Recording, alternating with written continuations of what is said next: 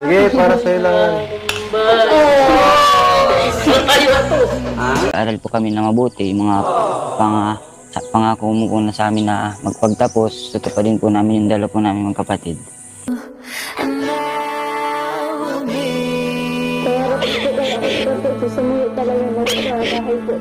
Ilan po sa ating lahat, Kuya Earls.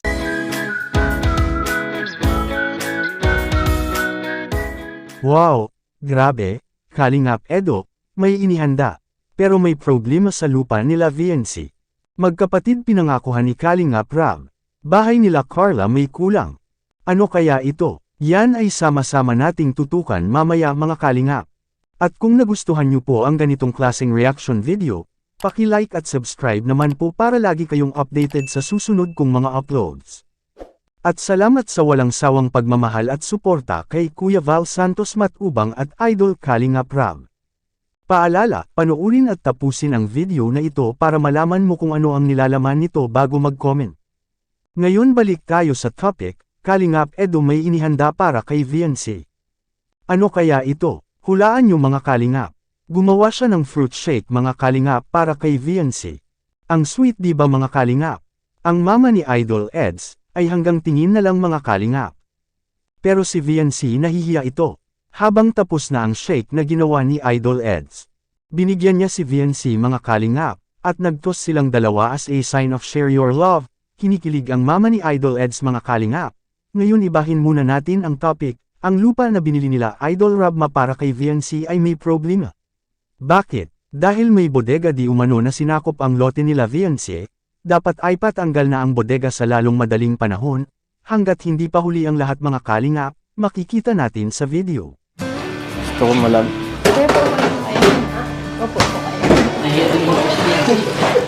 Ha?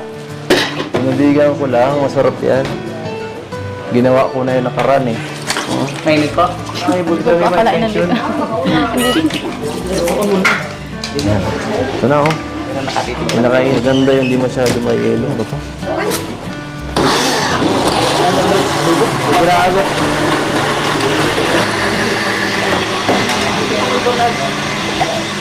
Sobrang sarap na oh.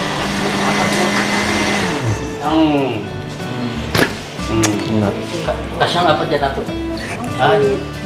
Ayan. Ikaw, ang pag-ibig na pinigay. Sige, para sa'yo lang. Sa hindi po nakakaalam mga Kalingap, ito pala ang lupa na nabili sa mga sponsors ni VNC mga Kalingap. Bali lahat ay 400 square meter ito mga Kalingap. Nadagdagan po ito mga Kalingap. Dahil yan sa mga bigating sponsors mga Kalingap. Ngayon may concerned citizen po sa lupa ni VNC na nabili, ay may bodega papi sa lupa nila VNC at sinakop ito mga Kalingap. Sana mapatanggal ito sa lalong madaling panahon mga Kalingap, yan ay concern po ng ating mahal na viewers. Ba't may pabahay na agad dito? Yan ay dating lote nila yan. Sa kanilang lote naman yan. Kaya nagulat din po ako kanina. Baka sabi ko, baka inagaw na yung lote ko. Hindi. So, ito yung muhon. Nasaan yung muhon? Dito yung Hanapin muhon. natin. Importante Dito yung muhon. Ito bro. Ito. Ito ang muhon. Puputulin to. Ay, sana hindi na ito putulin, no? Kasi Dahil sayang. ito, kung bibilhin mo, sa iyo na to, kay Biancy ito. Maganda kasi may puno sa bahay baga. Opo, Presko. Oh, Tapos presko. ito yung nasa isang muhon. muhon. Kasi may Dito. bahay na dito. Dito po.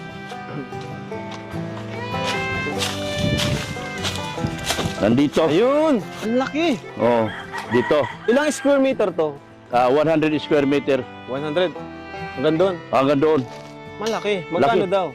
Balik tanaw muna tayo sa magkapatid na iniwan ng ama at noli sa ina na matagal nang namatay.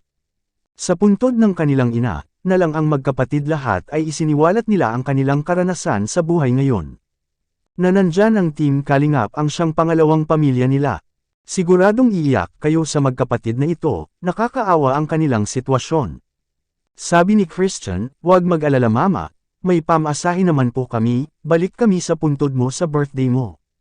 Sabi naman ni Tristan ay, magpakabait siya para matapos ang kanilang pag-aaral. Para mabuhay sila ng sila-sila lang, may maayos ng trabaho. Hindi po sila aasa sa mga tulong, dahil lilipas din daw yun. Nagpapasalamat si Idol Rab mga Kalingap sa sponsors para sa pabahay nila Christian at Tristan mga Kalingap.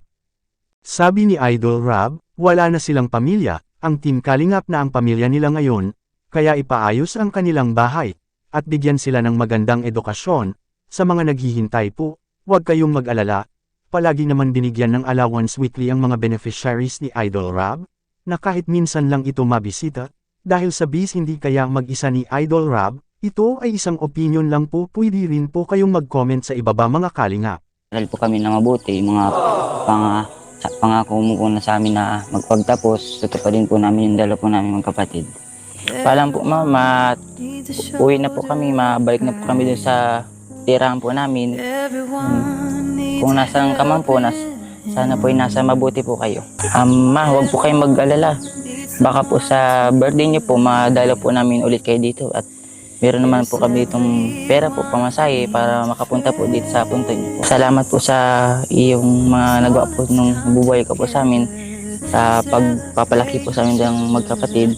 Salamat po, mapunta na po kami. Bye-bye po, ma. Tristan, sila Christian, andito. At yun po, gusto ko lang pasalamatan yung mga nagpadala ng tulong para kina Christian and Tristan. At yun po, papabahin din po natin sila kasi kita naman po natin yung kanilang bahay, ano. So, at tayo na po kasi yung pamilya nitong dalawang magkapatid na to. Walang ibang tutulong sa kanila kundi po tayo. Mamaya po, bigyan natin sila ng allowance po, ano.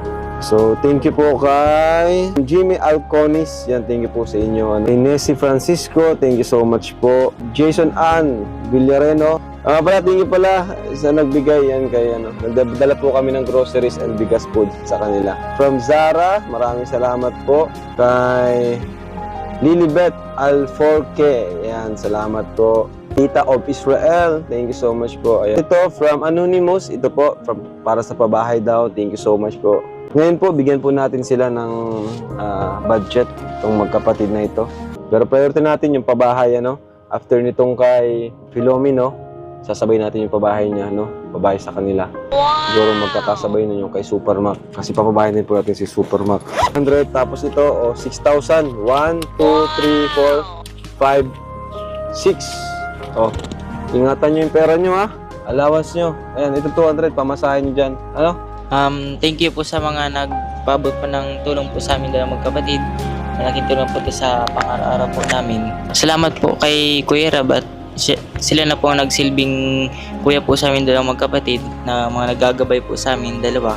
Thank you po sa kanila. At sa mga kasama po ni Kuya Rab po, maraming salamat po sa inyo. So, ingat kayo, ha?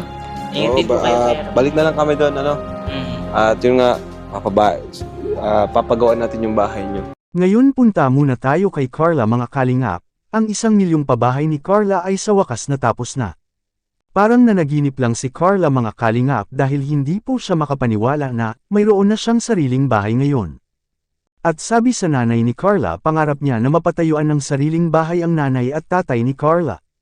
Ngayon ay natutupad na, nakita niyo po ang binigay galing sa mga sponsors, may TV, magandang ilaw, lamisa, may oven, may refrigerator, at ang ganda pa ng kitchen po nila pati na rin sa CR.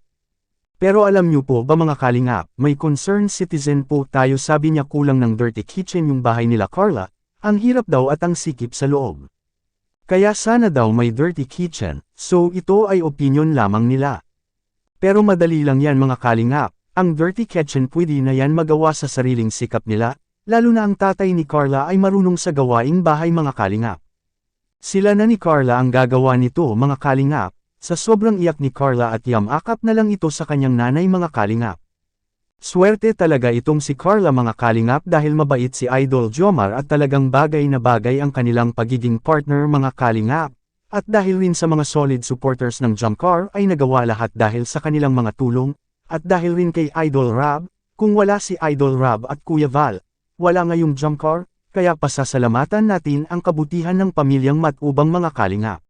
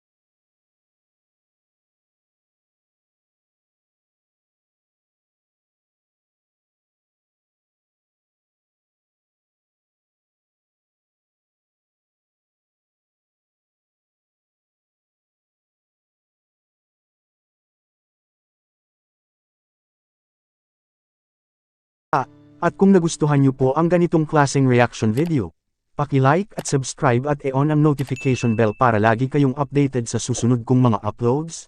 Hanggang sa muli nating pag-reaction mga kalingap, ingat kayo palagi, to God be all the glory.